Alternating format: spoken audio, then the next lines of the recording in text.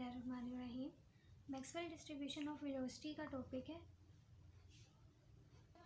इस टॉपिक में क्या होता है, फॉर एग्जांपल सपोज करो आपके पास गैस के मॉलिक्यूल्स है कंटेनर में। गैस के मॉलिक्यूल्स क्या करते हैं, कोलाइड करते रहते हैं और डिफरेंट वेलोसिटी के साथ मूव करते हैं।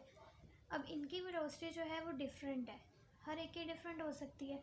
तो अगर हम कैलकुलेट करना चाहिए कि ये दो मॉलिक्यूल्स या इतने मॉलिक्यूल्स जो हैं, इतने फ्रैक्शन ऑफ मॉलिक्यूल, इतना हिस्सा जो है मॉलिक्यूल्स का, वो कितनी स्पीड के साथ मूव कर रहा है, ठीक है, उसकी स्पीड कितनी है, तो हम कैसे कैलकुलेट कर सकते हैं। हम मैक्सवेल डिस्ट्रीब्यूशन ऑफ वेलोसिटी के ज़रिए वो फाइंड आउट कर सकते हैं। अगर हम एक ग्राफ प्लॉट करें और उस ग्राफ में क्या है, अगर हम वेलोसिटी जो है मॉलिक्यूल्स की वो ज़ीरो से इन्फिनिटी ले लें, ज़ीरो से इन्फिनिटी यहाँ पे वेलोसिटी है मॉलिक्यूल्स की। और अब अगर हम प्लॉट करें, अगर हम ज़ीरो से इन्फिनिटी तक वेलोसिटी ले लें और यहाँ पे हम नंबर ऑफ़ मॉलिक्यूल्स ले लें और हम बिहेवियर देखें कि यहाँ जब वेलोसिटी चेंज होती जा रही है तो बिहेवियर ऑफ मॉलिक्यूल्स क्या है। तो जब हम इस तरह से ग्राफ ड्रॉ करेंगे तो इस तरह से बिहेवियर मॉलिक्यूल्स का हमें शो होगा।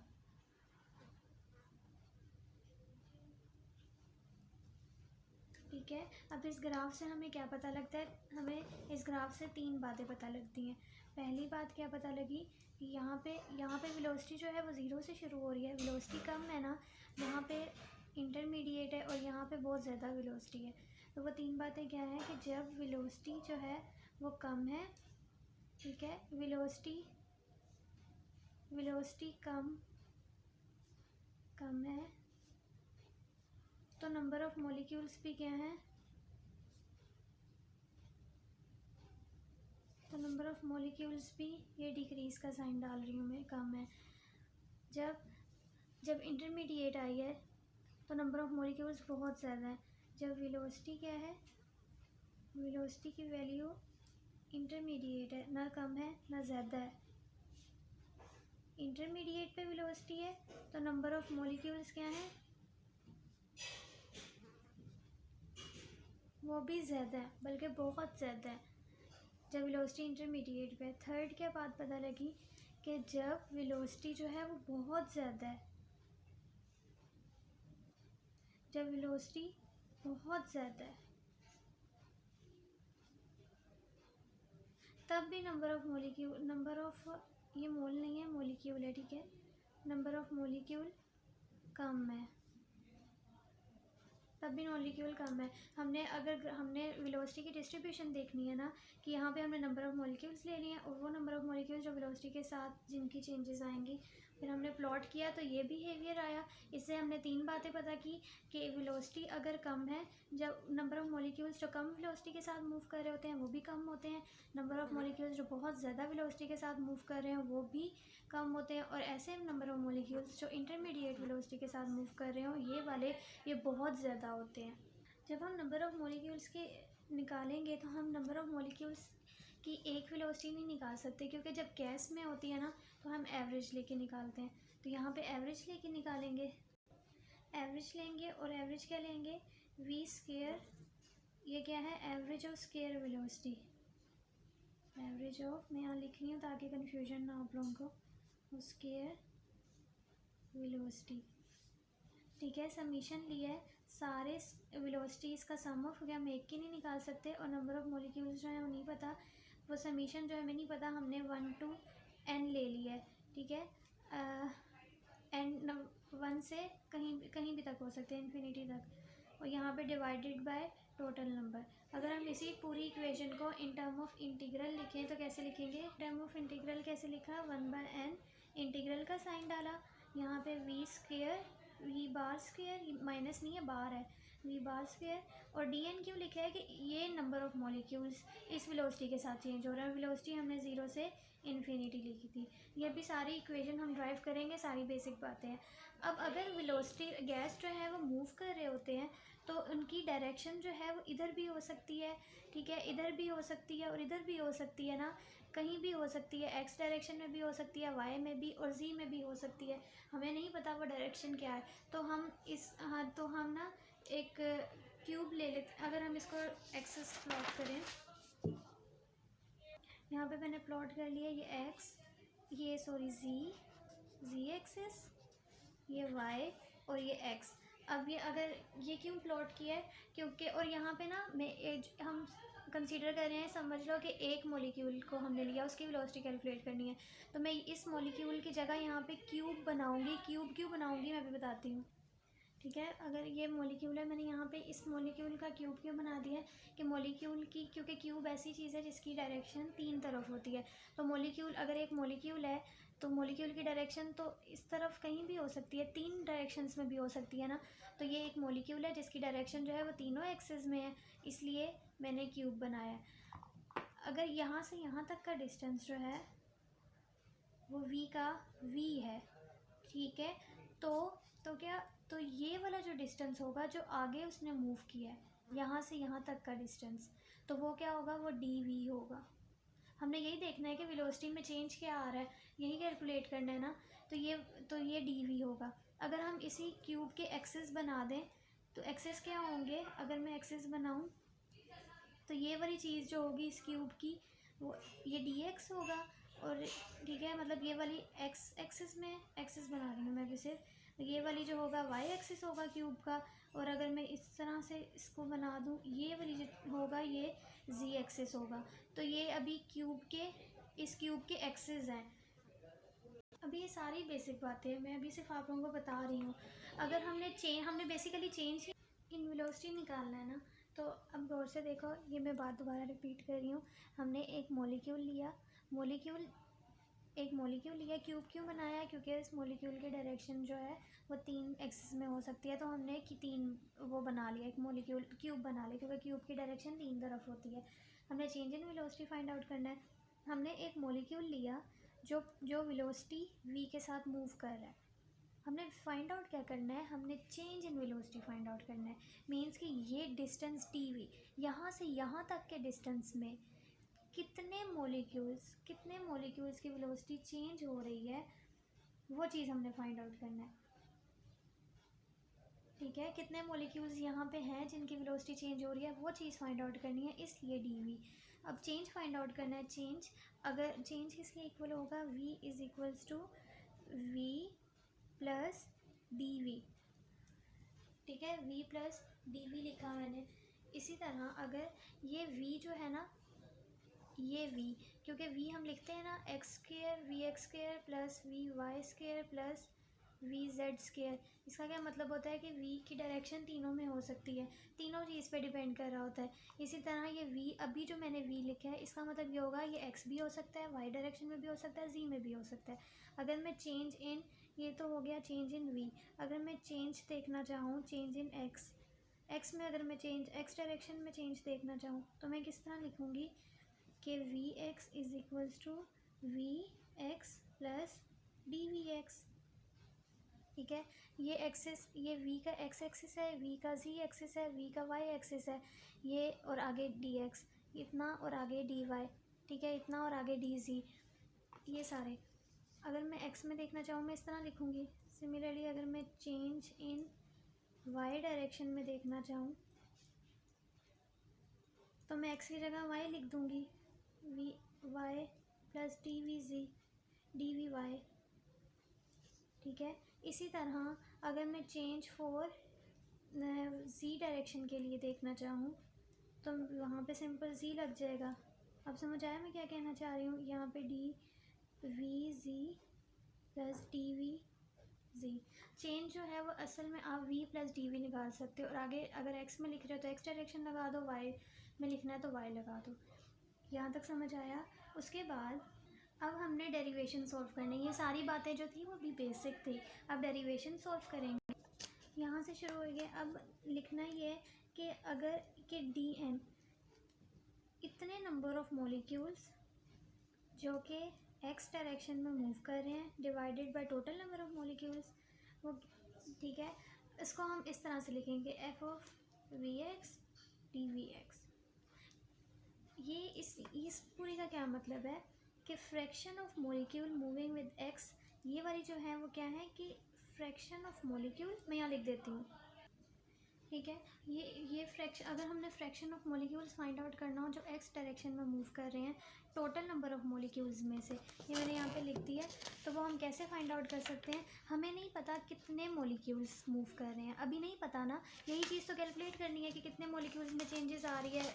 तो अभी हमें नहीं पता, तो जब चीज़ नहीं पता तो उसकी जगह हमने लगा दिया एफ ऑफ वी एक्स। ये क्यों लगाया है? ये कोई भी फंक्शन हो सकता है, ये हमने सिर्फ इसलिए लगाया कि हमें नहीं पता कि कितने नंबर ऑफ़ मॉलिक्यूल्स मूव कर रहे हैं, तो ये हमने प्रोबेबिलिटी ली है, अंदाज़ा लगाया है, तो उसके लिए हमने एफ ऑफ एक्स लिख दिया कि इतने नंबर ऑफ़ मॉलिक्यूल्स इतने डी वी एक्स डायरेक्शन में मूव कर रहे हैं, वी एक्स डायरेक्शन में मूव कर रहे हैं। समझ आई? इसी तरह अगर हमने fraction of molecule moving with Y निकालना हो तो क्या लेंगे? इसी तरह मैं निकाल के दिखाती हूँ। फॉर वाई के लिए क्या लिखा कि फ्रैक्शन ऑफ मॉलिक्यूल्स जो वाई डायरेक्शन में मूव कर रहे हैं टोटल नंबर में से, वो भी हमें नहीं पता, हमने प्रोबेबिलिटी लगाई कि एफ ऑफ वी वाई और डी वी वाई। ठीक है, यहाँ पे डी एन वी वाई रहने देंगे, सिंपल एन को उधर ले जाएंगे और ये बन जाएगा N F V Y D we Y. इसी तरह फॉर जी के लिए भी आप लोग निकाल लोगे, डी एन के लिए भी निकालोगे वी जी, और N is equals to F we G D we Z. ये डी एन वी जी इधर ही रहने दो और एन को सिंपल उस तरफ ले जाओ, डी वी जी। अब जो एक्स के लिए निकाली थी समझ आ गई हमें तीनों के लिए एक्सप्लेनेशन। हमारी जो डेरिवेशन है उसका फर्स्ट स्टेप क्या है इस इक्वेशन? स्टेप वन क्या था कि स्टेप वन हमने तीनों डायरेक्शंस के लिए फाइंड आउट कर लेने हैं कि कितने number of molecules x direction में मूव कर रहे हैं, कितने नंबर ऑफ़ मॉलिक्यूल्स वाई में, और कितने number of molecules Z direction में मूव कर रहे हैं। स्टेप वन क्या है? तीनों चीज़ें निकाल लेनी। इन इक्वेशंस को नेम दे दो कि ये इक्वेशन नंबर 1 है। ठीक है, स्टेप वन याद रखना है। स्टेप वन में 3 स्टेप हैं, एक्स वाई और जी के लिए नंबर ऑफ़ मॉलिक्यूल्स निकालना कि कितने नंबर ऑफ़ मॉलिक्यूल्स इनमें मूव कर रहे हैं। इसमें ये सेकंड स्टेप और ये हमारे पास, इसको नेम दे दो, ये थर्ड स्टेप है। ओके, उसके बाद ये हमने निकाला कि जब मॉलिक्यूल्स मूव कर रहे होंगे सिर्फ एक्स डायरेक्शन में, वाई में, जी में, ऐसा भी तो हो सकता है ना कि मॉलिक्यूल्स मूव कर रहे हो। स्टेप टू क्या है? स्टेप टू में क्या होगा कि ऐसे मॉलिक्यूल्स जो कि मूव कर रहे होंगे वाई और जी दो डायरेक्शन में, मतलब कोई भी दो डायरेक्शन में मूव कर रहे होंगे इकट्ठे। स्टेप, ठीक है, अब लिखते हैं ना, तो जब दो डायरेक्शन मूव कर रहा है तो हम लिखेंगे डी स्क्वायर एन, और यहाँ पे वी एक्स और वी वाई के दोनों डायरेक्शन में मूव कर रहा है, और यहाँ पे क्या होगा कि डी एन इतने नंबर ऑफ़ मॉलिक्यूल्स जो कि एक्स डायरेक्शन में मूव कर रहे हैं, ठीक है, और इतने नंबर ऑफ़ मॉलिक्यूल्स जो वी वाई डायरेक्शन में मूव कर रहे हैं डिवाइडेड बाय टोटल नंबर। अब डी एन वी एक्स की वैल्यू फाइंड आउट कर चुके थे हम, उसको स्टेप टू में क्या करना है, आपने सिंपल उसमें डाल देना है। डी एन वी एक्स की वैल्यू अभी फाइंड आउट की थी, क्या आई थी,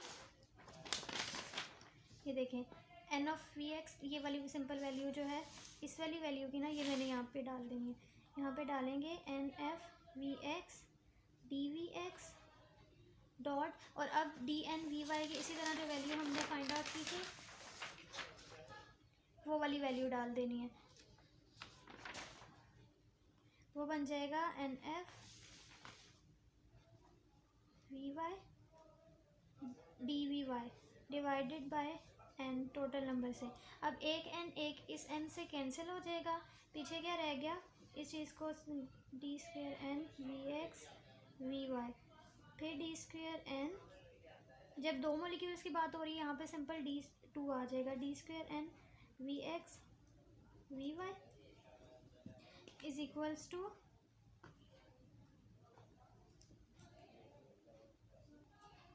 ये हो जाएगा N F we of x,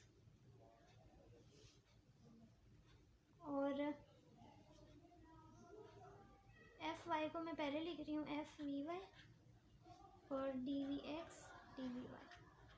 ये किसकी लिए इक्वेशन आई स्टेप टू में, जो ऐसे मॉलिक्यूल्स जो दो डायरेक्शन में मूव कर रहे होंगे। स्टेप टू ये था, ये हमारे पास एक इक्वेशन आ गई। अब इस इक्वेशन को नाम जो है 4 इक्वेशन, सॉरी वाई है, इसको इक्वेशन नंबर 4 नेम दे दिया। उसके बाद आएगा स्टेप 3।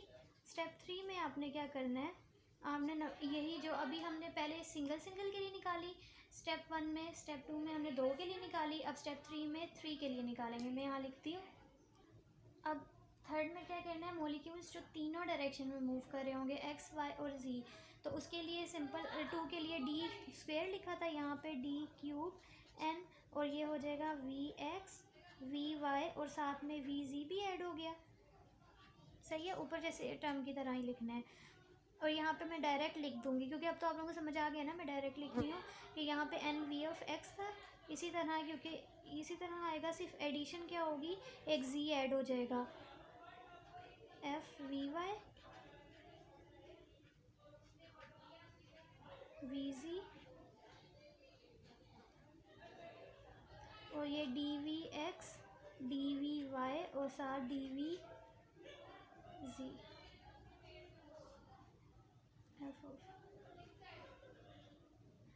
3 स्टेप हो गए। स्टेप 1 में क्या किया है, स्टेप 1 में हमने सिंगल मॉलिक्यूल्स के निकाले कि इतने number of molecules x direction में मूव कर रहे हैं, ठीक है, उसकी वैल्यू निकाली, इक्वेशन 1 नेम दे दिया।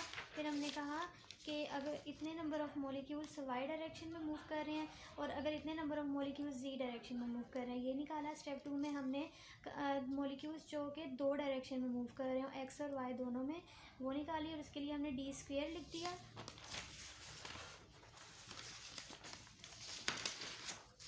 ठीक है, डी स्क्वायर लिख दिया हमने और हमारे पास ये वैल्यू आ गई। स्टेप 3 में हमने मॉलिक्यूल्स जो कि मूव कर रहे होंगे एक्स वाई और जी तीनों डायरेक्शन में, उसकी वैल्यू लिखी, यहाँ पे क्यूब ऐड हुआ, उसी तरह किया, बस एक जी ऐड हो जाएगा और ये इक्वेशन आ गई। अब यहाँ पे ये 3 स्टेप्स हो गए, यहाँ से मेन काम शुरू होगा। ये तो हमने वैल्यूज़ निकाल ली क्योंकि आगे हमें ना इन वैल्यूज़ की ज़रूरत पड़नी थी, जैसे अभी पुट की है ना, इसी तरह आगे भी ज़रूरत पड़नी थी। अब हमने कहा है, हमने क्या लिया था, यहाँ से मेन बात शुरू हो रही है। हमने वॉल्यूम लिया था ना, एक मॉलिक्यूल की जगह हमने वॉल्यूम बनाया था। वॉल्यूम क्या होता है, आइसोट्रोपिक होता है, उसकी डायरेक्शन जो है वो तीनों तरफ है, तो हमने आइसोट्रोपिक कहा। अब हमने ये बात की थी ना कि मॉलिक्यूल्स हैं और वो गैस के कंटेनर में मूव कर रहे हैं।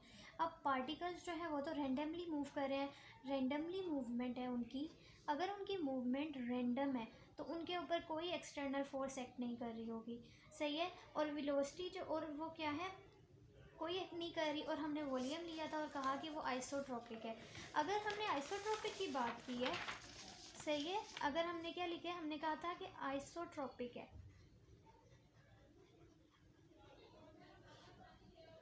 तो वेलोसिटी क्या होगी, तो वेलोसिटी कांस्टेंट होगी अगर, और वेलोसिटी कांस्टेंट और साथ डेंसिटी कांस्टेंट होगी। ओके, वो एक आइसोट्रोपिक में क्या होता है, वॉल्यूम कांस्टेंट होता है, वेलोसिटी कांस्टेंट होती है, और क्या होता है, डेंसिटी जिसे हम रो से रिप्रेजेंट करते हैं वो भी कांस्टेंट होगी। अब हमने ये दोनों चीज़ें निकालनी है और उन्हें कांस्टेंट रखना है। असल डेरिवेशन यहाँ से शुरू हुई है, दोनों चीज़ों को निकालना है और उन्हें कांस्टेंट रखना है, सही है। अगर आप कह रहे हो कि वेलोसिटी जो है वो कांस्टेंट नहीं थी क्योंकि वो तो direction v x we why we z में चेंज हुई है, तो नहीं, वो चेंज इन वेलोसिटी था, वेलोसिटी कांस्टेंट रहेगी। लेकिन वेलोसिटी जो थी वो point v x we why we z point to point vary करेगा, इसलिए हमने v x we why we z लिया था। अब इन्हें फाइंड आउट करना है। यहाँ पे सबसे पहले यहाँ पे वेलोसिटी फाइंड आउट कर लेते हैं। यहाँ पे वेलोसिटी सबसे पहले फाइंड आउट की, तो वेलोसिटी किसके इक्वल थी, मैंने आपको अभी कहा था कि जो v होता है ना वो तीनों के इक्वल होता है, तो उसके लिए तो सिंपल एक ही फॉर्मूला है कि v x square plus we Y square plus we ji square, ये इन तीनों के इक्वल है। ये हमने फाइंड आउट कर ली वेलोसिटी, और ये कांस्टेंट है, ठीक है। अभी मैंने सिर्फ इसका फॉर्मूला लिखा है, अभी आगे इन्हें सॉल्व करना है। अभी हम उसके बाद हम लिखेंगे डेंसिटी का। डेंसिटी क्या होती है, वैसे डेंसिटी का फॉर्मूला क्या होता है, मैस पर यूनिट वॉल्यूम, यही होता है ना, डेंसिटी वैसे किसके इक्वल होती है, मास पर यूनिट वॉल्यूम के, लेकिन हम यहाँ पे मॉलिक्यूल्स की बात कर रहे हैं तो हम यहाँ पे लिखेंगे डेंसिटी जो है वो है नंबर ऑफ मॉलिक्यूल, ये फॉर्मूला लिखो, number of molecule divided by volume. सही है। अब नंबर ऑफ मॉलिक्यूल्स हमारे पास क्या है, आइसोट्रोपिक की बात हो रही है, तीनों डायरेक्शन में मूव, अच्छा नंबर ऑफ मॉलिक्यूल्स हमारे पास एक डायरेक्शन में नहीं मूव कर रहे हैं, हमें नहीं पता कितनी डायरेक्शन में मूव कर रहे हैं, तो हम कहते हैं कि वो तीनों डायरेक्शन मूव कर रहे हैं। अगर वो तीनों डायरेक्शन मूव कर रहे हैं तो हम यहाँ पे d³ n लिखेंगे, और नंबर ऑफ मॉलिक्यूल्स कितने हैं, Vx Vy Vz divided by फिर टोटल नंबर। ओके, उसके बाद अब हमने जो फाइंड आउट की थी ना 3 के लिए, वो हम इसीलिए फाइंड आउट की थी, जो स्टेप 3 में हमने तीनों मॉलिक्यूल्स की डायरेक्शन में जो मूवमेंट हो रही थी वो फाइंड आउट की थी। अब उसकी वैल्यू यहाँ पे डालनी है। ठीक है, ये जो हमने d³ n फाइंड आउट किया था ना, इसकी वैल्यू बस डाल देनी है। यहाँ पर वैल्यू डाली, वो आ जाएगा NF Vx F Vy F Vz और dVx dVy dVz divided by क्या है, v, और v क्या है, तीनों में चेंज, तो v में सिंपल लिख दिया कि dVx dVy dVz। ये टर्म इस टर्म से कैंसिल हो रही है, पीछे डेंसिटी की वैल्यू आ गई n f Vx। अब f को एक दफ़ा भी लिख सकते हो, और यहाँ पे f of Vz।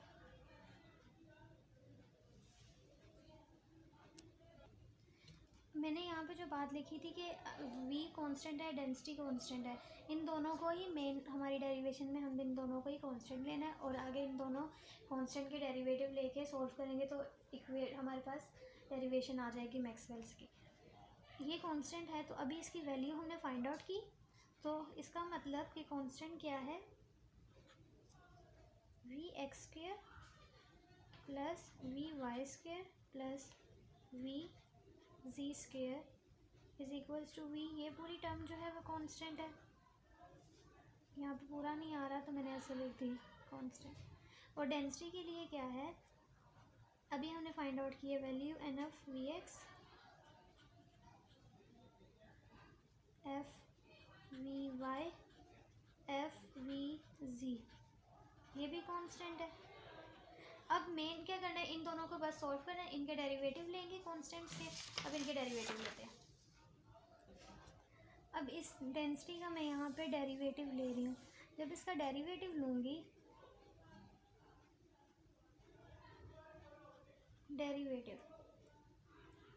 अब मैं इसका डेरिवेटिव लूँगी तो ये क्या होगा, इस वाली टर्म का n of v of x का x के टर्म से लूँगी तो बाकी सारी, पहले एक टर्म का x के रिस्पेक्ट से लूँगी तो बाकी कांस्टेंट होंगे। अब आप गौर से देखो, जब मैं इस चीज़ का लूँगी तो बाकी सारे जो होंगे वो कांस्टेंट होंगे, और वो सारे ऐसे ही आ जाएंगे, जैसे एफ वी वाई वैसे ही आ गया एफ वी जी। डेरिवेटिव किसका लिया, सिर्फ इस चीज़ का x की रिस्पेक्ट से, तो ये किसके इक्वल हो जाएगा, यहाँ पे पार्शियल डेरिवेटिव का साइन आया, f of v of x partial derivative v of x और साथ dv ऑफ x, क्योंकि इस चीज़ का डेरिवेटिव लिए, ये आपको डेरिवेटिव लेना तो आता है ना। उसके बाद इस पूरी टर्म का y के रिस्पेक्ट से लेंगे तो सिर्फ y में चेंज आएगा, बाकी कांस्टेंट होंगे, तो ये कैसे हो जाएगा, F we of X constant, F we of G भी वैसे ही, फिर partial derivative of F V Y, ये partial derivative of we Y और D we Y, plus product rule लग रहा है ना इन पे। उसके बाद इस चीज़ का derivative f of we of x ऐसे, एफ ऑफ वी वाई भी वैसे, partial derivative of F we z, partial derivative of F we z is equals to constant के इक्वल लिया था ना हमने इसको, तो जब कांस्टेंट का डेरिवेटिव लेते हैं तो वो किसके इक्वल आ जाता है, ज़ीरो के इक्वल आ जाता है। अब आप इस इक्वेशन में से देखो तो इस इक्वेशन में तीन वेरिएबल्स हैं, तो हमने इसको इक्वेशन को सॉल्व करना है और एक वेरिएबल इक्वेशन में होना है। तो ये वाली टर्म है, इसको इस तरह से लिख दो, एफ वी वाई सब कुछ वैसे ही है, मैंने सिर्फ ये जो जो जिसके साथ डेरिवेटिव्स हैं उसको इस तरह से लिख दिया। इसका मतलब यही होता है ना कि डेरिवेटिव है, बस इस तरह से लिख दिया, साथ वैसे ही सब कुछ। एफ ऑफ एक्स वी सी, यहाँ पे लिख दिया मैंने एफ वी वाई, तो यहाँ पे d we Y plus f we of x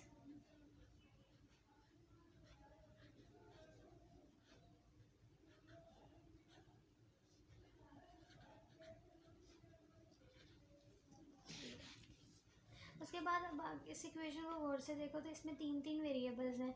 equation में एक वेरिएबल लाइन रखेंगे हम सिर्फ, ताकि सॉल्व करने में आसानी हो। तो इसके लिए क्या होगा, अगर मैं इस इक्वेशन को डिवाइड कर दूँ, divide above equation with f of we Y, f of v जी और एफ ऑफ वी एक्स रह गया था, ठीक है। मतलब v x we why we z से अगर मैं इन तीनों से साथ इसको डिवाइड कर दूँ तो आप देखो ये हर टर्म कैंसिल हो जाएगी, सिर्फ एक वेरिएबल रह जाएगा। इसमें मैं डायरेक्ट लिख रही हूँ, एक वेरिएबल क्या रह जाएगा, f of V F x, F we x, ठीक है। ये कैंसिल हो जाएगा, सिर्फ ये टर्म रह गई पीछे।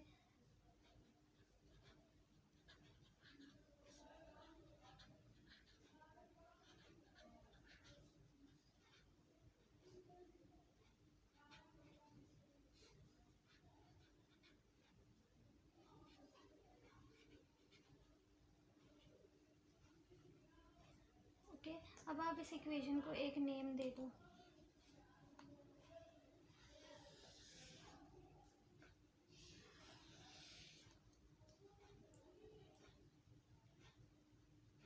मैंने इस इक्वेशन को नेम दे दिया, ये इक्वेशन 6 बन रही है, ठीक है। ये हमारे डेंसिटी का डेरिवेटिव लेने के बाद आ गया।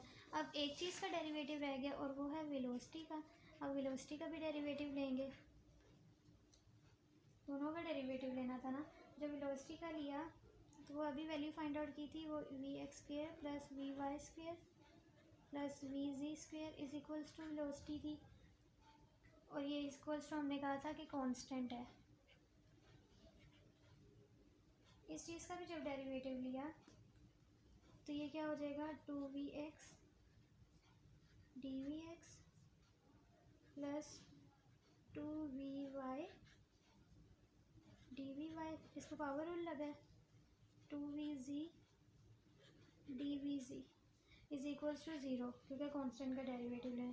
अगर हम यहाँ से टू को कॉमन ले लें और उस तरफ ले जाएं तो डिवाइड हो जाएगा, टू ख़त्म, नीचे क्या रह जाएगा, v x D we x we Y D we why we G D we z is equals to zero. यहाँ पे अब आपने क्या करना है कि किसी भी फंक्शन से ना इस चीज़ को मल्टीप्लाई कर दो। लेट से कि मैं यहाँ पे ना इसको मल्टीप्लाई कर देती हूँ, इस पूरी टर्म को ना, इक्वेशन नंबर इसको 7 कह लो, क्योंकि अभी 7 नंबर बन रहा था।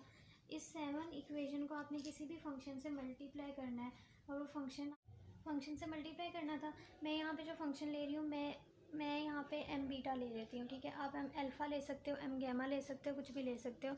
मैंने यहाँ पे एम बीटा लिया और उस एम बीटा को इस इक्वेशन के साथ मल्टीप्लाई कर दिया, तो सिंपल क्या आ गया, एम बीटा, हर एक इक्वेशन के साथ एम बीटा लग गया, सही है। उसके बाद इस इक्वेशन को नेम दे दो, इक्वेशन नंबर 8 बनती है। नेक्स्ट, जो इक्वेशन वेलोसिटी से हमने निकाली है और जो हमने डेंसिटी से निकाली थी, इन दोनों को ऐड कर देना है। मतलब इनके नेम बन रहे हैं 8 और 6, तो हम यहाँ लिखेंगे we add equation 6 and equation 8।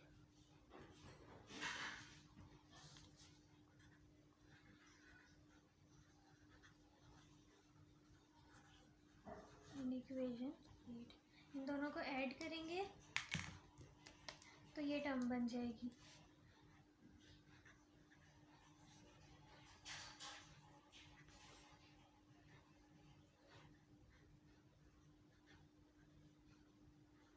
D we x जो था वो दोनों में कॉमन आ रहा था, तो मैंने उसको इस तरह से लिख दिया,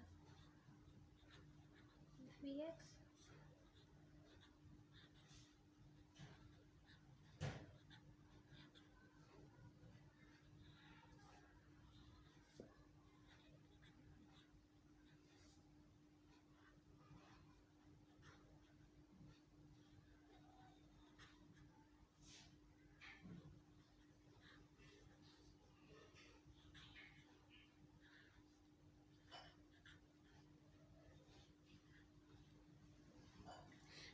अब क्या करना है, यहाँ पे मैं स्टेप्स की नेम दूंगी, मुझे अभी याद नहीं रहे, यहाँ पे जगह छोड़ी हूँ कि स्टेप नंबर कौन सा बनता है। ठीक है, उसके बाद मैं यहाँ लिख देती हूँ कि ये स्टेप नंबर है। अब देखो इसमें ये टर्म हो, x की हो, y की हो या z की टर्म हो, सारी टर्म्स जो हैं वो इक्वल्स टू ज़ीरो हैं। अगर आप एक का आंसर निकालोगे ना तो वही आंसर दूसरे का होगा। तो यहाँ पे किसी एक को सॉल्व कर लो, जैसे कि अगर हम x को ही ले लें, f of v of x, f v x m beta v x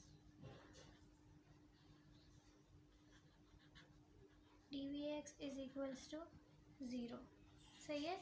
यहाँ पे मैंने इसी तरह आप यहाँ तीनों लिखोगे कि, बल्कि मैं लिख देती हूँ, इन तीनों को अलग अलग करके ज़ीरो को कर दिया है, ज़ीरो के इक्वल लिखा है। अब किसी एक की वैल्यू निकालोगे वही वैल्यू दूसरे की भी होगी, तो किसी एक के लिए मैं सॉल्व करूँगी, मैं x के लिए कर देती हूँ। ठीक है, यहाँ लिख दिया कि let we have x function, x के लिए सॉल्व कर रही हूँ मैं।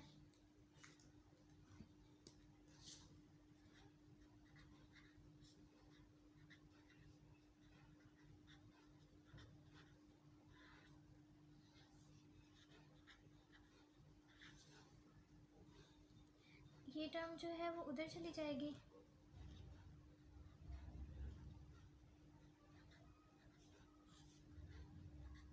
ये मल्टीप्लाई हो रहा है ना, डी वी एक्स इसके साथ भी मल्टीप्लाई होगा, और जब इसके साथ भी मल्टीप्लाई होगा तो डायरेक्ट मैं इसको उधर लेके जा रही हूँ, minus m beta we x D we x.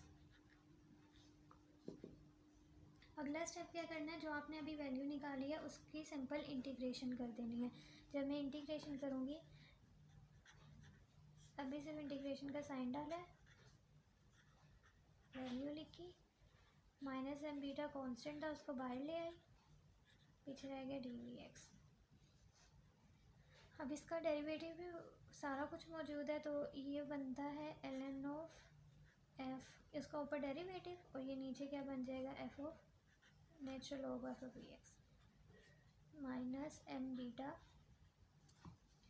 जब इस चीज़ का डेरिवेटिव लोगे तो ये बनेगा वी एक्स का स्क्वायर बाय 2, यहाँ लिख दिया वी एक्स का स्क्वायर बाय 2, क्योंकि एंड हुआ 2 बना, और साथ कोई कांस्टेंट, और उस कांस्टेंट को लिख दिया एल एन ऑफ ए। जब इंटीग्रेशन लेते हुए कांस्टेंट आता है ना तो उसको एल एन ऑफ ए लिखा। उसके बाद l n of f of x v of x minus 1/2 m beta we x का स्क्वायर, सिंपल मल्टीप्लाई किया। अगर इस नेचुरल लॉग को मैं उधर ले जाऊं तो ये माइनस में हो जाएगा,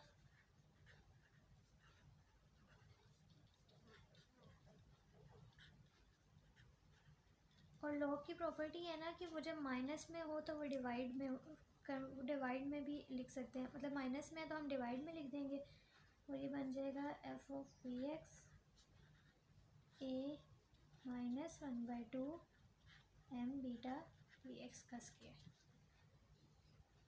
अगर यहाँ पे बोथ साइड में नेचुरल लॉग या एल एन से मल्टीप्लाई कर दूँ, ठीक है, तो यहाँ से तो एल एन कैंसिल हो जाएगा, और यहाँ पे जो एल एन होगा वो ई की पावर में लिखा जाएगा, तो F of V F X A is equals to E की पावर, ठीक है, एक्सपोनेंट आ। और यहाँ पे -1/2 m बीटा वी एक्स का स्क्वायर। ये ए उधर ले जाओ क्योंकि हमने वी ऑफ एक्स निकालना है ना, तो ये ए उधर ले गए, ए ई -1/2m। अब ये जो ई एक्स, ये जो आई है ये एक्स के लिए आई है, किसी एक के लिए निकालोगे तो वाई के लिए जब आप सारा सॉल्व करोगे ना, तो फॉर वाई के लिए भी यही टर्म आएगी सेम। तो इसी तरह लिख देंगे f of we y a -1/2। Solve करने की ज़रूरत नहीं है, सिर्फ इसी तरह लिख देना m बीटा वी वाई का स्क्वायर फॉर z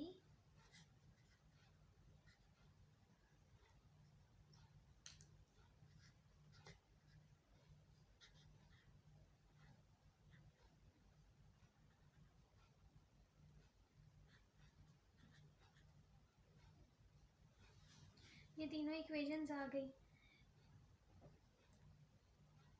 अब आपके पास F of we of x की वैल्यू भी आ गई, वी वाई की भी, वी सी की। कब से हम प्रोबेबिलिटी लिखी थी ना कि हमें नहीं पता कितने नंबर ऑफ मॉलिक्यूल्स, वो अब हमने निकाल ली है।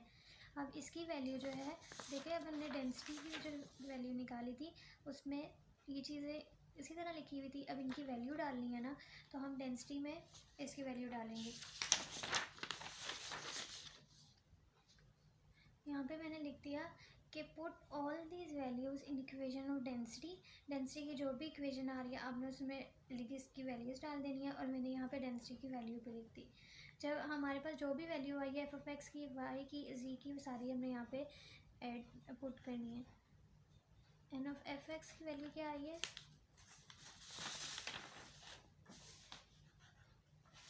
ठीक है। ये जो वैल्यूज़ अभी निकाली है ना, ये सारी इसमें डालनी है।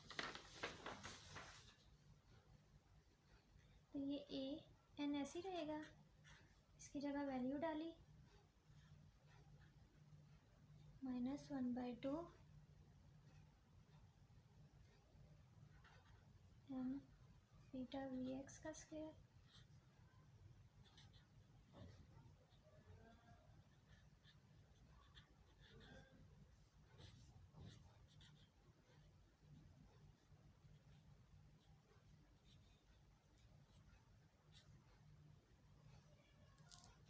अब देखो rho is equals to N A E minus, A को सारों को मल्टीप्लाई किया तो ए क्यूब आ गया, ए -1/2 m बीटा। इन सारे एक्स वाई टर्म्स को ऐड कर लिया, और मैं अभी बताया था कि ये V square is equals to we x square plus we Y square plus we ji square. यहाँ पे वैल्यू डाल देंगे,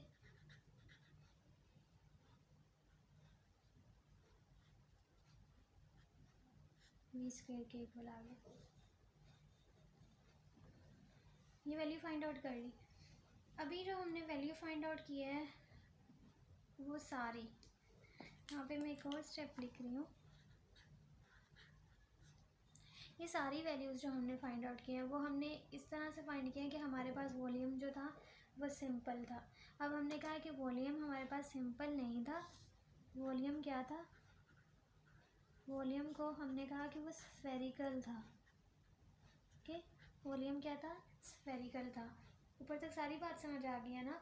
उसके बाद वॉल्यूम स्फेरिकल है, इसलिए अब हमने स्फेरिकल में जो हमारे पास वॉल्यूम था, या d we x, D we y या डी वी जी था, उसको हमने इन टर्म ऑफ स्फेरिकल लिखना है, ठीक है। इन सारों को अब इन टर्म ऑफ स्फेरिकल लिखना है। जैसे हमारे पास वही बात है कि रो कांस्टेंट होगी, वॉल्यूम कांस्टेंट होगा। जैसे अभी हमने लिखा था कि डेंसिटी जो है, डेंसिटी जब सिंपल वॉल्यूम के लिए लिखी थी तो हमने क्या डेंसिटी को लिखा था कि नंबर ऑफ मॉलिक्यूल्स पर यूनिट वॉल्यूम, ठीक है। नंबर ऑफ मॉलिक्यूल, ये साथ भी इसलिए लिखा है छोटा सा कि नंबर ऑफ मॉलिक्यूल्स जो वॉल्यूम के साथ या वेलोसिटी के साथ चेंज हो रहे हैं पर यूनिट दिस। और अगर हम पर यूनिट वॉल्यूम, और ये वॉल्यूम जो है सिंपल के लिए था, लेकिन अगर हम स्फेरिकल के लिए लिखेंगे तो वो क्या होगा, यही होगा नंबर ऑफ़ मॉलिक्यूल्स जो वेलोसिटी के साथ चेंज हो रहे हैं, लेकिन वॉल्यूम जो होगा वो स्फेरिकल वाला लिख देंगे सिंपल 4πv²dv। तो ये तो सिंपल के लिए, ठीक है। ये किसके लिए? फॉर सिंपल वॉल्यूम, ठीक है। और ये हमने किसके लिए लिखा? For spherical volume.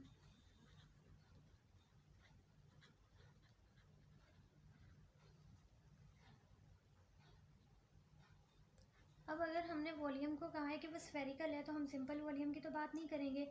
तो जो डेंसिटी हम सिंपल के लिए निकाल चुके हैं, ये तो निकाल चुके हैं ना, अब हमने स्फेरिकल के लिए भी निकालनी है। स्फेरिकल के लिए कैसे निकालेंगे? वही डेंसिटी का फॉर्मूला Tn/v, और यहाँ पे जो होगा वो वॉल्यूम, स्फेरिकल वॉल्यूम का फॉर्मूला आ जाएगा v की जगह dv। और अभी जो हमने डेंसिटी निकाली है वो किसके इक्वल आई है? NAQ E minus 1/2m beta v² के इक्वल आई थी। ये वाली चीज़ उधर मल्टीप्लाई हो जाएगी, तो ये बन जाएगा DN v is equals to 4πv² dv, और ये टर्म वैसे ही।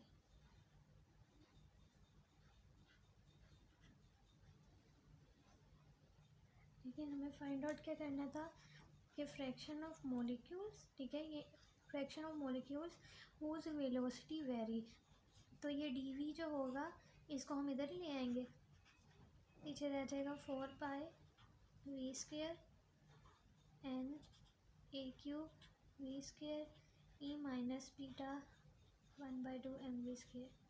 सारी टर्म वैसे ही है, सिर्फ मैं dv को इधर ले आई हूँ। इस वाली टर्म का क्या मतलब है कि fraction of molecules whose velocity vary from v to dv। यही चीज़ फाइंड आउट करनी थी ना। अब अगर हम जो हमने ग्राफ प्लॉट किया था, अगर हम वापस उसकी तरफ आएँ और दोबारा प्लॉट करें, तो वो ग्राफ इस तरह का था, ठीक है। और यहाँ पे क्या था कि नंबर ऑफ़ मॉलिक्यूल्स जिसकी वेलोसिटी जो थी वो वेरी कर रही थी, ओके। यहाँ पे v छोटा सा इसलिए लिख देते हैं कि इसकी वेलोसिटी वेरी कर रही है। और ये फाइंड आउट हमने क्या करना था कि इस ग्राफ में से फॉर एग्ज़ाम्पल हमने कैलकुलेट करना है कि अगर हम इतने नंबर ऑफ़ मॉलिक्यूल्स को मैंने कहा DN, इतने नंबर ऑफ़ मॉलिक्यूल्स की मैंने वेलोसिटी देखनी है कि वो कितनी वेलोसिटी के साथ मूव कर रहे हैं। फॉर एग्ज़ाम्पल वो अगर हमने चेंज ही फाइंड आउट करना है, और हम चेंज क्या फाइंड आउट कर रहे थे कि v से dv तक कितना चेंज आ रहा है। फॉर एग्ज़ाम्पल अगर इनकी जो वेलोसिटी थी वो v से dv तक है, ये v है और ये जो है v + dv है। इसका मतलब यही है ना कि अगर हमने v फाइंड आउट करना है, ये फाइंड आउट करना था, हमने पहले शुरू में पढ़ा था, तो इसका मतलब कि इनकी वेलोसिटीज़ ये थी। अब हमने जो वैल्यू निकाली है वो क्या निकाली है कि नंबर ऑफ़ मॉलिक्यूल्स 4π, मैं दोबारा लिख रही हूँ इस वैल्यू को, E माइनस बीटा 1/2mv²। निकालना यही है चेंज हमें। लेकिन अगर आप इसमें देखो तो इस इक्वेशन में कांस्टेंट एक बीटा कांस्टेंट है, एक ये कांस्टेंट है और एक ये बीटा कांस्टेंट है। मतलब अगर हमें इन दोनों की वैल्यू पता होती हम इस इक्वेशन में डालते। ये मेन इक्वेशन है आपकी, इसलिए मैंने इसको बड़ा आई नाम दे दिया। ये मेन इक्वेशन है। अगर हमें दोनों की वैल्यू पता होती हम इसमें डालते और हमारे पास इक्वेशन आ जाती। लेकिन हमें इन दोनों की वैल्यू नहीं पता, इन दोनों कांस्टेंट्स की वैल्यू फाइंड आउट करनी है। और कांस्टेंट्स की वैल्यू हम इंटीग्रल मेथड के ज़रिए फाइंड आउट कर सकते हैं। तो अभी हम इन दोनों की वैल्यू अलग अलग करके फाइंड आउट करेंगे। इंटीग्रेशन लेनी है और वो किसकी लेनी है कि नंबर ऑफ़ मॉलिक्यूल्स 0 से इन्फिनिटी तक। अब क्या करना है, आपने यहाँ से DNV की वैल्यू यहाँ पे डाल देनी है सिंपल। ये DN यहाँ पे मैंने निकाली थी, DNV की वैल्यू, ये सिंपल यहाँ पे आपने पुट कर देनी है। 0 से इन्फिनिटी 4π NAQ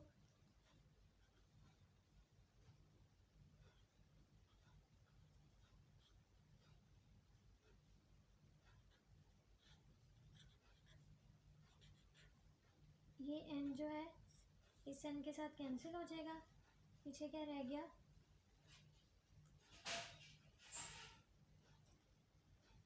अब इसमें से जो कांस्टेंट है वो बाहर निकाल लो, 4 पाई ए क्यूब भी कांस्टेंट है, पीछे क्या रह गया, v square e minus beta 1/2 m v square d v. अब इस चीज़ की इंटीग्रेशन लेनी है। इस चीज़ की इंटीग्रेशन जो है ना वो बहुत ट्रिकी है, तो यहाँ पे मैं डायरेक्ट लिख रही हूँ, मैं सॉल्व नहीं करूँ क्योंकि पहली वीडियो बहुत लंबी हो चुकी है। वैसे अगर आपने सॉल्व करनी है ना तो आप इस तरह से ले सकते हो, इस चीज़ को लेट करके, इस चीज़ को x लेट कर लो, v को, सही है, आपने जैसे 0 to इन्फिनिटी लिखा, एक्स स्क्वायर लेट कर लो, और e इस चीज़ को पूरी को आप जो है वो क्या लेट कर लो, V square minus alpha X square, और यहाँ पे जो डी वी को हमने एक्स लेट किया हुआ था ना, और इस चीज़ को अभी आप डी वी की जगह डी एक्स लेट कर लो। जब आप इसको सारे को एक सॉल्व करोगे तो आपके पास, आप लोग इसको याद ही कर लो सिंपल, तो ये वैल्यू आ जाएगी। अब ये अल्फ़ा जो था वो आपने कांस्टेंट लेट किया हुआ था ना, तो इसकी वैल्यू दोबारा पुट करनी है, तो इसकी वैल्यू जब हमने लेट की थी वो दोबारा पुट करेंगे, तो हमारे पास इंटीग्रेशन किसके इक्वल आ जाएगी, 1/2 m बीटा 3/2। ओके, और इस चीज़ को सिंपल इसमें लिख देंगे 4 पाई ए क्यूब, यहाँ पे वैल्यू डाल देंगे,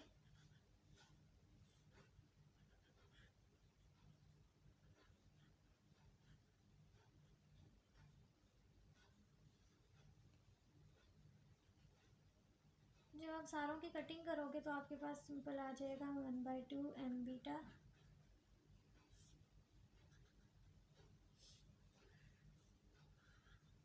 3/2, क्यूब से मल्टीप्लाई करेंगे तो a आ जाएगा 1/2 m बीटा,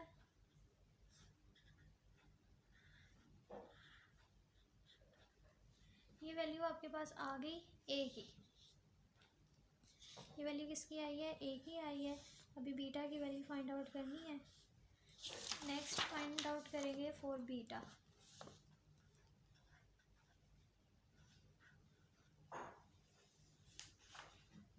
फॉर बीटा के लिए क्या लेंगे हम, हमने जो शुरू में सपोज किया था, शुरू में इंटीग्रेशन ली थी ना एवरेज लेके, वही वाली वैल्यू लिखेंगे, वी स्क्वायर 1/n, जिसको हमने वी स्क्वायर बार को एवरेज इंटीग्रल फॉर्म में लिखा था शुरू में, उस चीज़ को यहाँ लिखा है v square d n, simple हमने उस चीज़ को लिखा, और अब डी एन वी की वैल्यू डाल देंगे, 1/n, डी एन वी की वैल्यू क्या थी, 4 पाई ए क्यूब,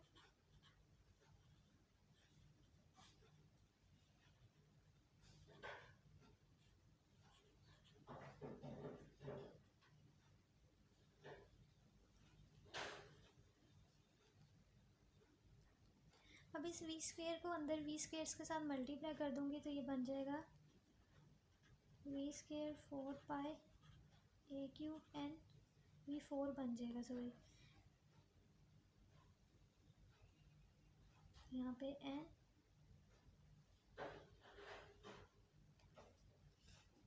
अच्छा ये एन इस एन के साथ कैंसिल भी हो रहा है, तो इसको कैंसिल कर दिया, फिर ये एन ही आएगा यहाँ पे, और वी स्क्वायर मल्टीप्लाई हो चुके हैं, ई माइनस बीटा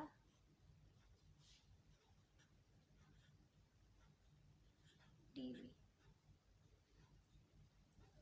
यहाँ पे एक ए आ रहा है, इस ए की वैल्यू हम निकाल चुके हैं, तो हम यहाँ पे ए की वैल्यू भी पुट कर देंगे, पुट वैल्यू ऑफ ए, जब हम वैल्यू डालेंगे तो क्या आएगा,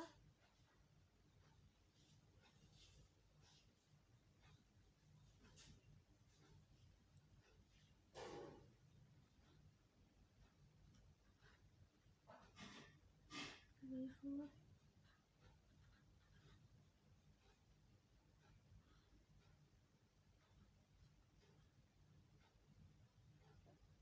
1/2 एम बीटा थी ए की वैल्यू, और यहाँ पे वैल्यू क्या थी 1/2, लेकिन यहाँ पे 3 भी है तो ये बन जाएगा 3/2 ई माइनस बीटा।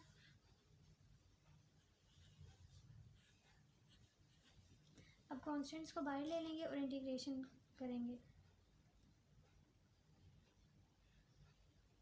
सारी टर्म बाहर आ जाएगी, 4 पाई के ऊपर 3/2 आ रहा है, 1/2 एम बीटा।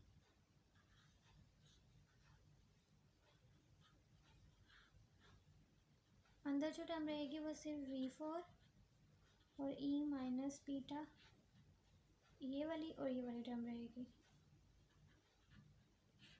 बाकी सब बाहर आ जाएंगे। अब फिर आगे इसकी इंटीग्रेशन दोबारा मैं नहीं कर रही, इसकी इंटीग्रेशन आपने याद करनी है, और वो क्या होगी, आपके पास सिंपल 3/2 जब आप लेट करके करोगे अल्फ़ा 5 आ जाएगा। अल्फ़ा की वैल्यू दोबारा आप डालोगे क्योंकि आपने लेट किया था 1/2। अगर आपने करनी है तो आपने अल्फ़ा को जो 1/2 एम बीटा 5 को आपने अल्फ़ा के इक्वल ऐड करके इंटीग्रेशन कर लेना। 3/2 1/2 जो कटिंग होती है वो कटिंग हो जाएगी। ये आपके पास आ रही है इसकी इंटीग्रेशन। इसको डायरेक्ट मैं यहाँ पे वैल्यू डालूँगी। इसकी एक इसके साथ कैंसिल हो जाएगा, पीछे रह गया 4/√π।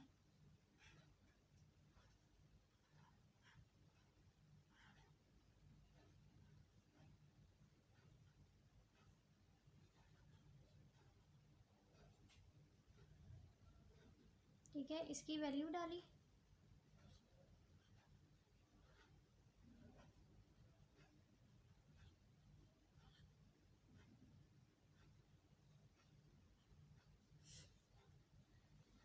यहाँ पे पूरी वैल्यू नहीं लिखी है, 1/2 एम बीटा 1/2 आ जाएगा। यहाँ पे मैंने इसकी वैल्यू लिख दी। अब ये देखें, ये कटिंग हो रही है। कटिंग जब सारी कटिंग कर लोगे, यहाँ पे स्क्वायर आ रहा था, जब सारी कटिंग कर लोगे तो आपके पास आ जाएगा 3/m बीटा। ठीक है, काफ़ी ज़्यादा कटिंग हो रही है, इससे कट रहा है, इससे कट रहा है पाए। लेकिन हमने क्या फाइंड आउट करना था, हमने फाइंड आउट करना था कि बीटा की वैल्यू। तो आपको पता है कि काइनेटिक एनर्जी जो होती है,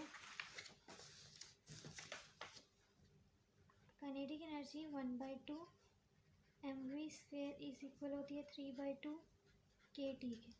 ठीक है, यहाँ मैं स्टेप लिख रही हूँ।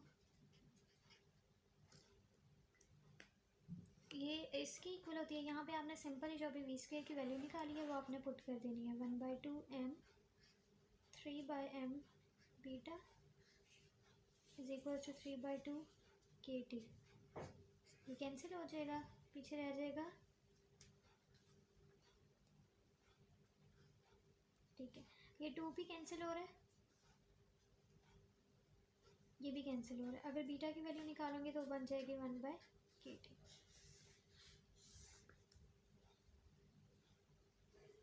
ओके, तो बीटा की वैल्यू निकाली वो आ गई 1/kT। अब आपके पास ए की वैल्यू भी आ गई और बीटा की वैल्यू भी आ गई, और ए और बीटा की वैल्यू आपने इस वाली इक्वेशन में पुट करनी थी। अब सिंपल हम इस वाली इक्वेशन में पुट कर देंगे, पुट इन इक्वेशन 1, जो मैंने कहा था कि मेन इक्वेशन है। अब dn/v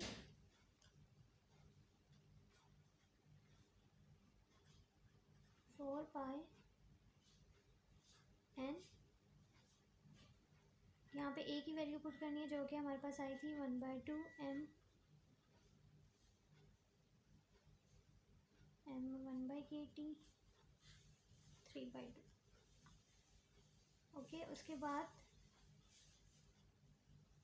v² वैसी e माइनस माइनस के बाद बीटा की वैल्यू जो कि आई है 1/kt और 1/2m v का स्क्वायर ऐसे।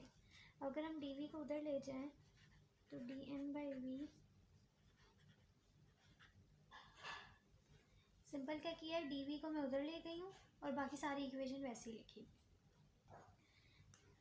इस इक्वेशन में ये भी आता था, हम भूल गई। अभी देखो ये कैंसिल हो रहा है, ये आप इस इक्वेशन में कर लो। ओके, इधर नहीं करो, इधर लिखे रहने दो। और यहाँ पे देखो ये कैंसिल हो जाएगा, तो इक्वेशन क्या बनेगी, dnv 4n/, ये 3/2 थी, एक पावर कैंसिल हुई है ना, इसकी पावर 3/2 थी, तो ये बन जाएगा m/2kt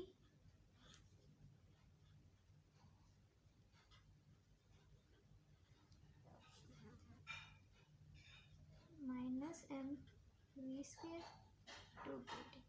सिंपल इसको मैंने मल्टीप्लाई कर दिया, ये आ गया। ये हमारे पास इक्वेशन आ गई। अब अगर आप इस इक्वेशन को गौर से देखो तो इसमें हर चीज़ जो है वो कांस्टेंट है, ठीक है।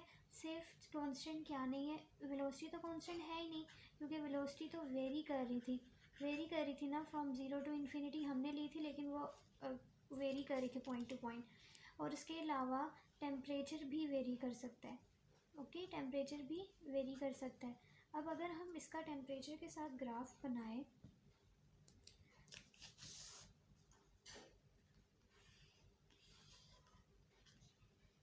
यहाँ पे नंबर ऑफ़ मॉलिक्यूल्स इसी तरह लिए जो कि वेलोसिटी पे डिपेंड करती है, यहाँ पे वेलोसिटी ली। अगर हम टेम्परेचर का ग्राफ बनाएंगे, टेम्परेचर इंक्रीज़ किया, एक ग्राफ बनाएंगे जब टेम्परेचर डिक्रीज़ किया, और एक बनाएंगे जब टेम्परेचर और डिक्रीज़ किया। ओके, ये टेम्परेचर 1, टेम्परेचर 2, टेम्परेचर 3। तो ये आप देखोगे टेम्परेचर में भी वेरिएशंस आ रही हैं जब हमने ग्राफ बनाया। जब हमने टेम्परेचर को चेंज किया तो नंबर ऑफ़ मॉलिक्यूल्स जो हैं वो कम होना शुरू हो गए, जो ज़्यादा स्पीड के साथ मूव कर रहे हैं। लेकिन आपने ये याद रखना है कि इनका एरिया जो होगा अंडर द कर्व वो सेम होगा, एरिया अंडर कर्व वो इन सब का सेम है। क्यों area under the curve same है, क्योंकि आपके पास मॉलिक्यूल्स में तो कमी आ रही है, मॉलिक्यूल्स कम हो रहे हैं, लेकिन जो स्पीड है उसमें स्प्रेड आ रहा है। ओके, जब आपके पास area under the curve same तब ना होता जब आपके पास ग्राफ इस तरह का बन रहा होता, जब आपके पास स्पीड में स्प्रेड आ रहा है। ओके, क्योंकि गैस के नंबर ऑफ़ मॉलिक्यूल्स तो चेंज नहीं हुए। और दूसरी बात हम ये कह सकते हैं कि जब हमने टेम्परेचर के लिहाज से ग्राफ बनाते हैं तो ग्राफ की जो शेप है वो वेरी कर सकती है। बेसिकली जब हम टेम्परेचर इंक्रीज़ करते हैं तो स्पीड जो होगी मॉलिक्यूल्स की बढ़ जाती है, और यहाँ पे जो मॉलिक्यूल्स कम स्पीड के साथ मूव कर रहे थे उनकी तादाद कम होती जा रही है, और जो ज़्यादा स्पीड के साथ मॉलिक्यूल्स मूव कर रहे हैं उनकी तादाद ज़्यादा होती जा रही है। बस इस ग्राफ का यही मतलब है। इसके बाद हम सारे हमने अभी तक जो टॉपिक पढ़ा है उसका ओवरव्यू ले लेते हैं। सबसे पहले हमने कहा कि गैस के मॉलिक्यूल्स जो होते हैं वो इधर से उधर रेंडमली मूव करते रहते हैं डिफरेंट वेलोसिटी के साथ, हर एक की अलग वेलोसिटी होती है। अगर हमने फाइंड आउट करना तो मैक्सवेल के ज़रिए हम क्या कर सकते हैं, अगर हमें फाइंड आउट करनी हो कि इतनी वेलोसिटी इतने फ्रैक्शन में या इतने हिस्से में जितने मॉलिक्यूल्स हैं उनकी वेलोसिटी कितनी चेंज हो रही है या वो कितनी वेलोसिटी के साथ मूव कर रहे हैं, तो वो हम मैक्सवेल के ज़रिए फाइंड आउट कर सकते थे। फिर हमने एक ग्राफ बनाया जिसमें हमने वेलोसिटी ली, फिर हमने कहा 3 बातें इस ग्राफ में देखी। जो वेलोसिटी कम के साथ जब वेलोसिटी कम होती है तो नंबर ऑफ मॉलिक्यूल्स भी कम थे। वेलोसिटी ज़्यादा जो इंटरमीडिएट वेलोसिटी के साथ मूव करते हैं वो मॉलिक्यूल्स ज़्यादा होते हैं, और जो बहुत ज़्यादा वेलोसिटी के साथ मूव करते हैं वो नंबर ऑफ मॉलिक्यूल्स भी कम होते हैं। फिर हमने एवरेज निकाला, उसको इंटीग्रल की फॉर्म में लिखा। फिर हमने कहा कि अगर वो मॉलिक्यूल है तो उसकी डायरेक्शन तीनों एक्सिस में हो सकती है, इसलिए हमने एक क्यूब ले लिया जो सिंपल क्यूब था, और हमने कहा कि उसकी तीनों में डायरेक्शन है, और हमने फाइंड आउट क्या करना था, चेंज इन वेलोसिटी, कि v से dv तक कितना चेंज आ रहा था। अगर हमने x में चेंज निकालना हो तो हम इस तरह से लिखते हैं, y में और z में, तीनों के लिए हमने चेंज लिखना सीखा। फिर हमने डेरिवेशन सॉल्व की, उसका first step, we have 13 steps. Step 1 क्या था कि नंबर ऑफ मॉलिक्यूल्स जो एक्स डायरेक्शन में, कितने, मैंने यहाँ लिख दिया था कि फ्रैक्शन ऑफ मॉलिक्यूल्स जो एक्स डायरेक्शन में मूव कर रहे हैं divided by total number of molecules, कितने फ्रैक्शन ऑफ मॉलिक्यूल्स जो एक्स डायरेक्शन में मूव कर रहे हैं हमने प्रोबेबिलिटी ली थी, हमें नहीं पता था कितने, एफ ऑफ वी एक्स था और डी वी एक्स ले लिया। बाद में हमने इन f of we of x की वैल्यूज़ फाइंड आउट करनी थी। पहले स्टेप में हमने ये लिखा, इसी तरह हमने y के लिए भी लिख दिया कि कितने नंबर ऑफ़ मॉलिक्यूल्स y में मूव कर रहे थे और कितने नंबर ऑफ़ मॉलिक्यूल्स z में मूव कर रहे थे। फिर ठीक है, स्टेप 1 में ये किया। स्टेप 2 में हमने कहा कि नंबर ऑफ़ मॉलिक्यूल्स जो मूव कर रहे थे x और y दोनों डायरेक्शन में, जो दो डायरेक्शन में मूव कर रहे थे उन्हें कैसे लिखते हैं, उनके लिए हमने लिखा d2n लिख दिया और वी एक्स और वी वाई लिख दिया, ये इक्वेशन आई। फिर हमने थर्ड स्टेप में लिखा कि मॉलिक्यूल्स जो एक्स वाई जी तीनों डायरेक्शन में मूव कर रहे हैं वो वैल्यू निकाली। स्टेप 4 में हमने कहा कि हम जो वेलोसिटी थी वो कांस्टेंट है और डेंसिटी दोनों चीज़ें कांस्टेंट है। स्टेप 4 में हमने ये कहा और हमने वेलोसिटी की वैल्यू लिखी, वेलोसिटी का फार्मूला ये था। और फिर हमने डेंसिटी का लिखा। डेंसिटी का वैसे फार्मूला होता था density is equals to mass per unit volume, लेकिन गैस की बात हो रही है, नंबर ऑफ़ मॉलिक्यूल्स हैं तो नंबर ऑफ़ मॉलिक्यूल्स पर यूनिट वॉल्यूम, और नंबर ऑफ़ मॉलिक्यूल्स हमारे पास 3 डायरेक्शन में हो सकते हैं अगर गैस में है तो हमने तीनों की लिखी। और हमने जो स्टेप 1 में ये पहले हम स्टेप 3 में वैल्यू निकाल चुके थे d³ n की, वो हमने सारी वैल्यू यहाँ पर डाली और ये कैंसिल हो गया। फिर हमारे पास डेंसिटी की वैल्यू आ गई। जब डेंसिटी की वैल्यू आई, स्टेप 5 में हमने क्या करना था, हमने वॉल्यूम और डेंसिटी को कांस्टेंट कहा था, इन दोनों का डेरिवेटिव लेना था। फिर स्टेप 5 में हमने इस डेंसिटी का डेरिवेटिव लिया, इस पे हमने प्रोडक्ट रूल लगाया और हमारे पास ये डेंसिटी की वैल्यू आ गई। फिर हमने वेलोसिटी का डेरिवेटिव लेना था, वेलोसिटी का डेरिवेटिव लिया। वेलोसिटी का डेरिवेटिव लेने के बाद हमारे पास ये वैल्यू आई। स्टेप 5 में दोनों के डेरिवेटिव लिए। स्टेप 6 में हमने किसी भी एक फंक्शन के साथ वेलोसिटी की वैल्यू को मल्टीप्लाई कर दिया। वैल्यू मल्टीप्लाई करने के बाद जो इक्वेशन आई और इस वेलोसिटी की इक्वेशन को और जो डेरिवेटिव लिया था डेंसिटी का, उन दोनों इक्वेशंस को सिंपल ऐड कर देना था। फिर हमने इन्हें ऐड किया। ऐड करने के बाद इनकी स्टेप 7 में हमने हर एक इक्वेशन को अलग-अलग ज़ीरो के इक्वल ले लिया, किसी एक इक्वेशन की वैल्यू निकाली। स्टेप 8 में किसी एक इक्वेशन की वैल्यू निकाली और स्टेप 9 में जिस एक इक्वेशन की वैल्यू निकाली थी उस इक्वेशन को इंटीग्रेट कर दिया। इंटीग्रेट किया तो हमारे पास इंटीग्रेशन के बाद ये चीज़ आ गई। इसका क्या फ़ायदा हुआ, इससे हमारे पास एफ वी एक्स की वैल्यू निकल गई। हमने किसी एक चीज़ की वैल्यू निकाली थी, बाकी तीनों इक्वल ही थे, मतलब कि अगर हम एफ वी वाई की वैल्यू निकालें तो इन तीनों की वैल्यू सेम आएगी, बस वी एक्स की जगह वी वाई और वी जी के लिए वी जी लिख देंगे। इन तीनों की वैल्यू आ गई स्टेप 9 में।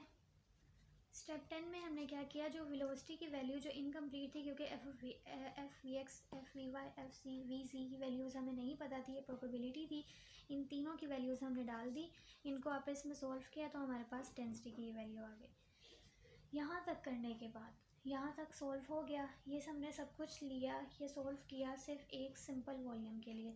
फिर स्टेप 10 के बाद स्टेप 11 में हम गए, हमने कहा कि वॉल्यूम हमारे पास सिंपल नहीं है, वॉल्यूम को हमने स्फेरिकल में चेंज कर दिया।